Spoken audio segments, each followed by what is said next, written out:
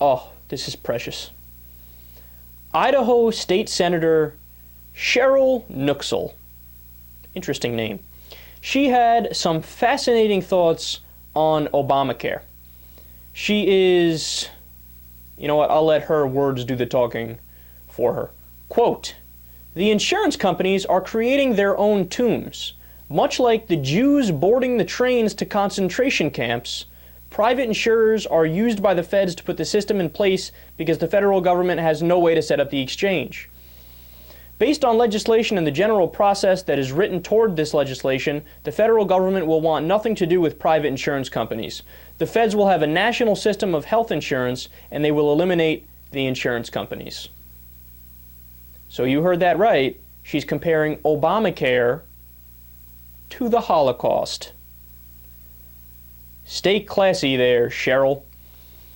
And look at how much she adores the private insurance companies by her quotes there. That's one of the other things that I took away from this pretty strongly. I'll read the first line one more time and then discuss that. "The insurance companies are creating their own tombs. Much like the Jews boarding the trains to concentration camps, private insurers are used by the feds to put the system in place because the federal government has no way to set up the exchange," yada, yada, yada.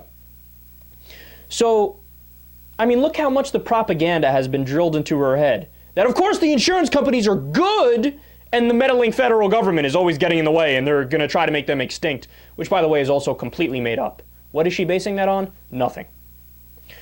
So let's look at some facts on the insurance companies to refresh our memory just how these machines function, these amoral machines function. Before Obamacare, they were able to reject people for pre-existing conditions whenever they wanted. Before Obamacare, the companies would spend less than 80% of the money that they get on actual health care. Less than 80% of the money would go to administrative costs, right? I mean, sorry, I messed that up. Like about roughly 70% of the money would go towards health care, about 30% would go to administrative costs. So, do you realize what that means? 30% of the money that could be used to pay for people, insure people for their health care, they go, no, we're not going to do that. We need this for administrative costs. Obamacare came in, said, dude, you have to at least do 80-20. Let's have some semblance of bounds of reason here.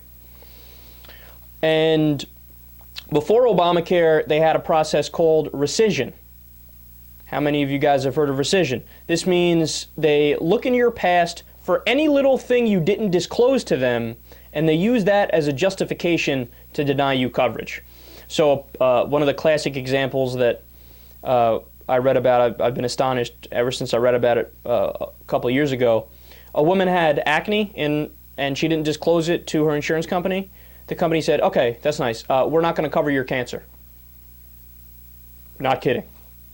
They said when they were asked by the press about it, and the press was able to get the court case files on it, their argument was, you call it acne, we say it might be cancerous skin lesions.